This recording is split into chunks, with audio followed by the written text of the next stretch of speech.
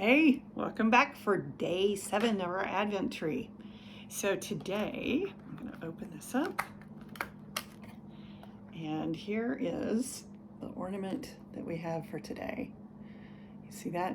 It kind of looks like a sheep, except for it has these great big horns, which makes it a ram.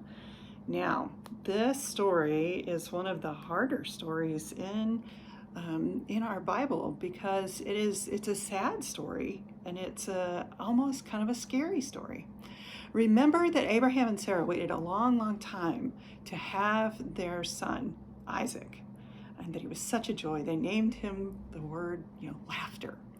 Well, Isaac grew up a little bit and was old enough to go with Abraham different places. And one day Abraham was asked Isaac to come with him because God told Abraham that they were going to do a sacrifice to God, which normally would mean that they would take some meat and put it on a great big table and they would burn it kind of like a barbecue.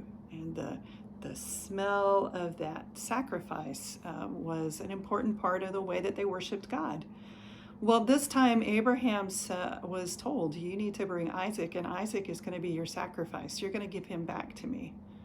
Well, you can imagine how sad that made Abraham because, well, they'd waited a long time for Isaac, and Isaac was their only son, and how were they going to have all the great big family if their son was gone?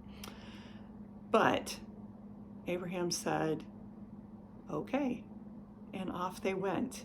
And when they got close to the place where the sacrifice would happen, God called out to Abraham, and Abraham said, here I am. And he looked at Isaac, and Isaac looked back at him, and Isaac said, well, where's the lamb that would be the sacrifice for God that we usually bring with? And Abraham must have looked at him and been very sad. And all he could think to say was, God always provides what we need. So he got ready to put Isaac on that table. And do you know what God did? God said no. God said, look over to the side and you will find a ram. God knew that Abraham loved Isaac. God knew that Abraham loved God. What God needed Abraham to do was see just how much both of those things were true, so that Abraham could continue to trust God, and so that Isaac would also trust God as they moved forward in life. Because not only did Abraham see that God provides, but Isaac did too. God loves us, and we, thankfully, aren't usually asked to do things as hard as this, but sometimes we do have to make choices that are hard. When we choose to follow God, we do things that are different from what maybe our friends would do. We have to make hard choices.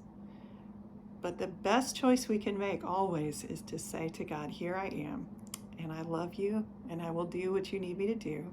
And also to remember that God gives us what we need. God always provides and keeps those promises.